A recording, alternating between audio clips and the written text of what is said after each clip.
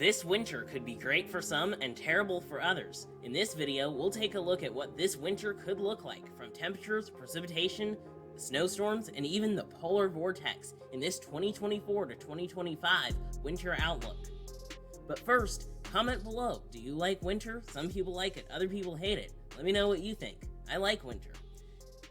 Also, if you're new here, please be sure to like this video and hit the subscribe button for more weather updates.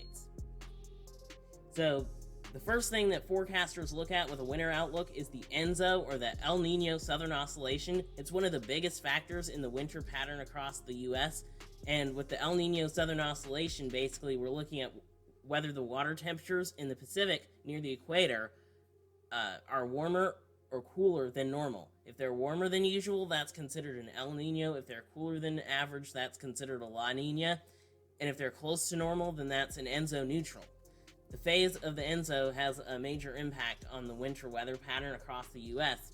And so right now, here's what it looks like. The temperatures in this region are cooler than average, and they've actually cooled down kind of significantly over the past several weeks.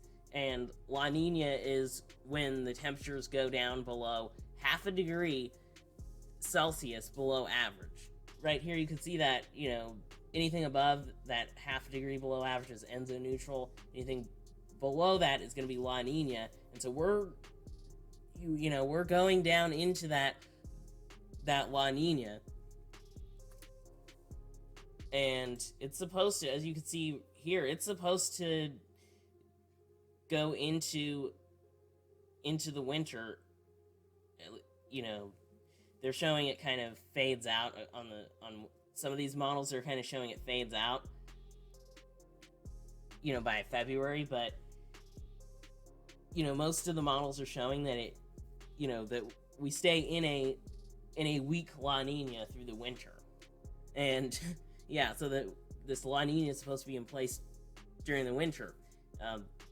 Wait, the La Nina that they were forecasting back this summer that never happened? Is this the same one? Yeah, it's that same La Nina, and finally we're going into that weak La Nina, and a lot of the models are showing it's expected to stay a weak La Nina over the next couple months.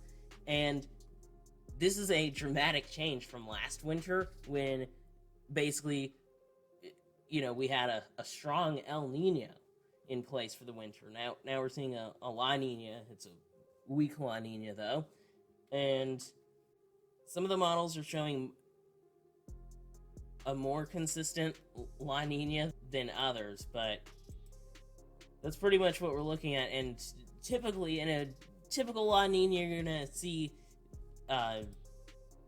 colder temperatures across the northern part of the US, and of course Canada is going to be colder than average. Definitely, this is definitely the opposite of last year, where the northern part of the US was supposed to be above average. This time we're seeing, a lot of those colder temperatures plunging down into the northern part of the US, and they go even further than this sometimes, and also into the northwestern US, but it's going to be warmer down across the south, and also drier, across the southwest and the south. But wetter across the northwest, even California sometimes could be way above average with precipitation, but sometimes it's drier. It's kind of in that in-between area, especially for Central California. But then it's also going to be wetter, usually over the Great Lakes area, the Ohio region, and the polar jet stream definitely plunges down into the central US, bringing those more snowstorms and colder temperatures for the northern part of the US. But this is going to be a weak La Nina, so it's a bit more uncertain, and the pattern could be more variable.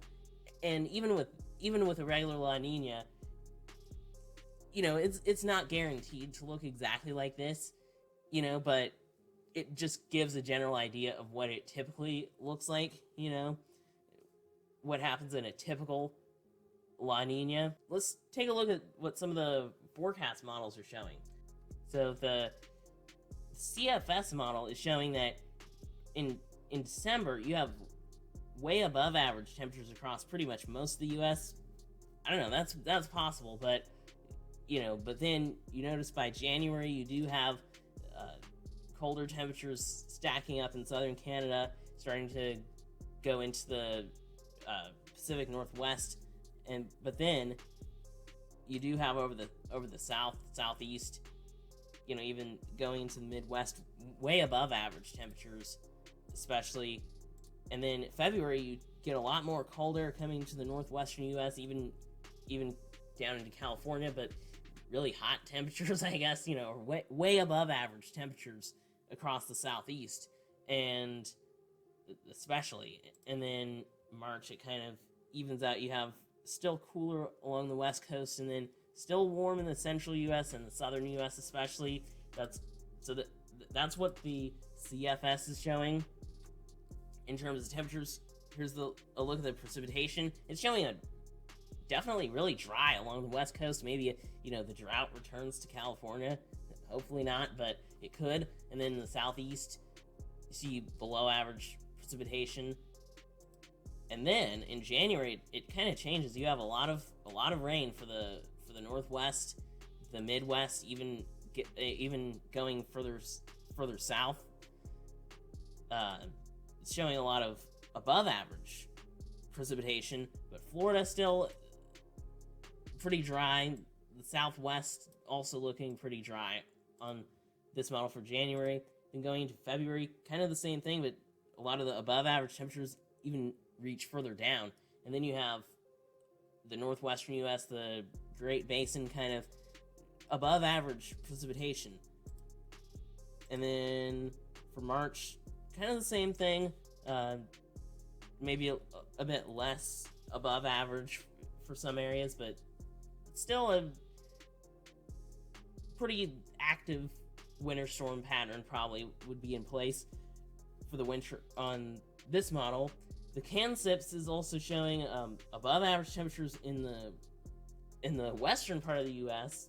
for December, and then January, basically a big Arctic blast, comes down into the northern U.S., even the Midwest, extremely below average temperatures, way below average temperatures across the northern part of the U.S. And then it's going to be warmer across the south, and the southwest, but definitely really cold temperatures. And then that similar for February, things might start warming up, but then all the way still in March, really for the winter, very cold temperatures, that polar vortex plunging down. This is, definitely a very significant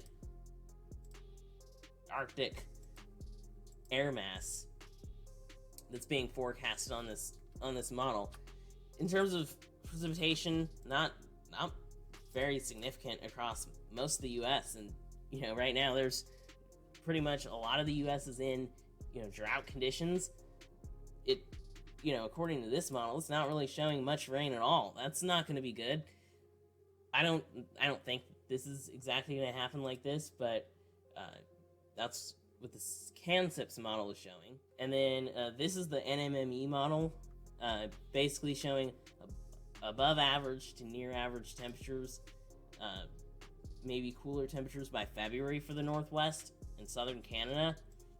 I don't know what's going on with this, but it really just wants most of the U.S. to be above average, but especially across the South and the Southwest, even the Four Corners area, above average temperatures, and it just kind of stays there. In terms of the precipitation, not very excited for a lot of rain until you get to like March, but just kind of near average to maybe a below average across the areas that I mentioned, and wetter, I guess, in the Northwest, especially in March, and the typical La Nina areas. I don't know, but I'm going to show what I'm thinking for the 2024-2025 winter season. And this isn't an official forecast, it's just based on based on the long-range forecast models, what I'm seeing with those, and what makes sense based on the weak La Nina. This is my temperature outlook. I'm thinking, we're going to see probably below average temperatures across the northwest and the north central U.S., even part of the Midwest, in this whole area.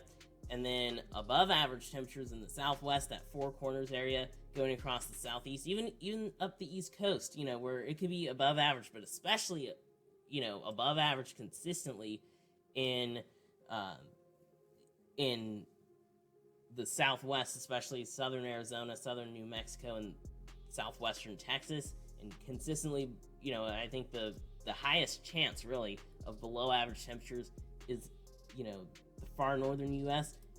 and this is just showing, how different it'll be from average. It's not saying that, in the above average areas that there's not going to be a winter, it's not going to ever get cold. It will, especially in the Northeast, it will. In all these areas, it will be cool or cold, but it's just going to be above. This is just looking at, above average, so not as cold as usual, overall. But there will be days where, it gets colder. It could be, Arctic blasts, and I think that's definitely going to happen. Of course, this is just showing from average what you can expect, but also the West Coast, like California, I think, we'll have to see what happens. This is probably going to be dependent on how much precipitation there is. If there's a lot of rain, that could bring the temperatures down. Just based on precipitation, I think it's kind of uncertain.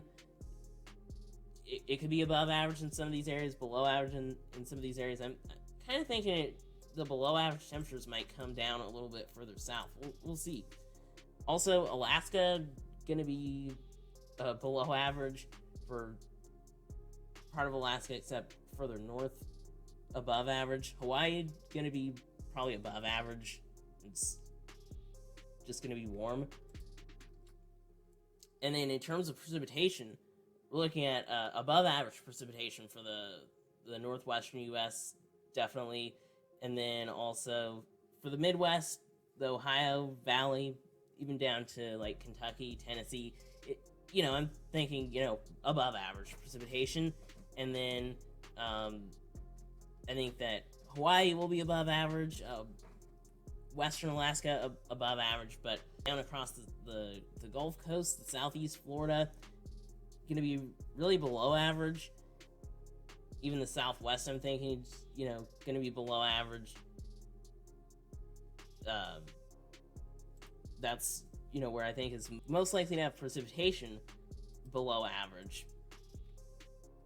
And then this is just the combined outlook, kind of, putting it together, what conditions you could see across each region of the U.S. Of course, that cold Arctic air coming down, the polar vortex across really the Northwest, but they're going to have a lot of snow, but the cold Arctic temperatures coming down across that north central U.S., the Midwest, and a lot of lake effect snow as that cold air comes down over the lakes. And then you have in the Northwest, the Intermountain West, you're gonna have a lot of mountain snow in the higher elevations, just tons of snow, definitely several feet of snow probably, some snow in the across, like, going from like Colorado, Kansas, Missouri into the Ohio region, even part of the East Coast, some snowstorms that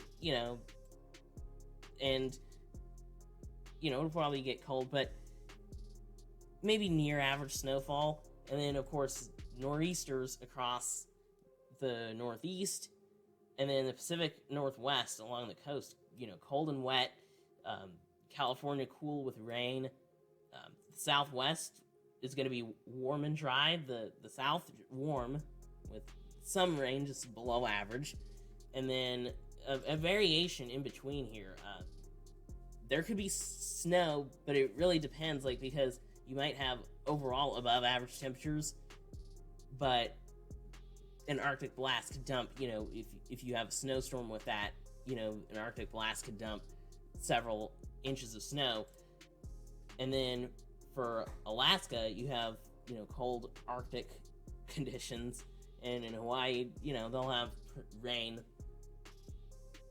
but that's going to be more tropical. And also in Nevada and Utah, it'll be probably dry, of course, as usual, but with some snowstorms. And, speaking of that polar vortex, I said even if you have above average temperatures, it's still going to be cold. And below average temperatures just means it's going to be even colder.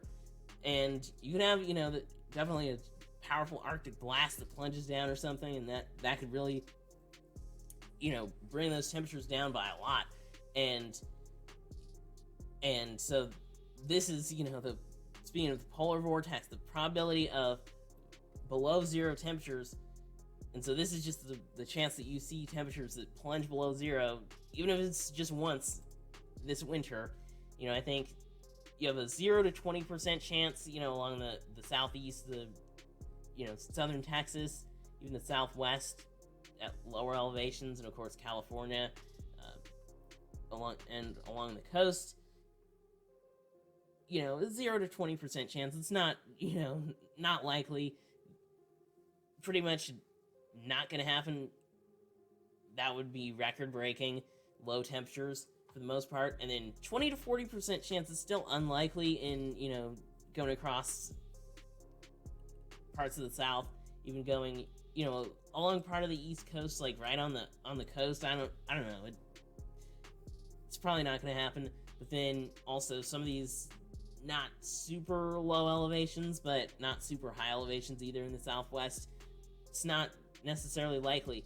40 to 60% chance this may or may not happen. You could probably see temperatures in some of these places that get below zero, and if there's a significant Arctic blast, sudden stratospheric warming kind of, polar vortex event, you have a 40 to 60% chance of seeing, below zero temperatures in some of these areas, across, the Ohio region, even, then going further west, even over to, like, New Mexico, the Central Plains, I guess, and the Southern Plains, and then you have parts of the East Coast and the Northeast, that 40 to 60% chance, and then some places in the Western U.S., you could see that as well. Then the 60 to 80% chance, it's pretty likely that you could see temperatures below zero across a lot of these places, in the Western U.S. that are higher elevations, and then the Central Plains, even parts of northern Ohio, and the Northeast. But then 80 to 100% chance, it's probably going to happen. Maybe northeastern Nevada where it's kind of higher up, but then all these places in the Rocky Mountains, the Montana, Wyoming, Idaho, the Northern Plains, the Midwest, the Great Lakes region, and the more inland Northeast, those places are pretty likely to see below zero temperatures at some point. And these places could see it, quite often this winter. Now, the Climate Prediction Center, their official winter forecast, they're showing, below average temperatures across the Northwest, and the North Central U.S., above average temperatures across the Southwest, even the Gulf Coast, the Southeast, the East Coast, a big area of above average temperatures, but equal chances in between here in this whole, area where it's pretty uncertain, I guess. And then Alaska, the same thing, below average temperatures for southern Alaska, above average temperatures for northern Alaska. That's, part of this La Nina. Precipitation, above average in the Northwest, above average in the Great Lakes region, and below average in the South and the Southwest. That's basically the same thing. Above average for western Alaska, below average for southern Alaska. That's kind of what they're looking at. Thanks for watching. If you like this video, please make sure you give it a thumbs up, share the video, comment below, and subscribe to the channel for more weather updates. extreme weather zone out.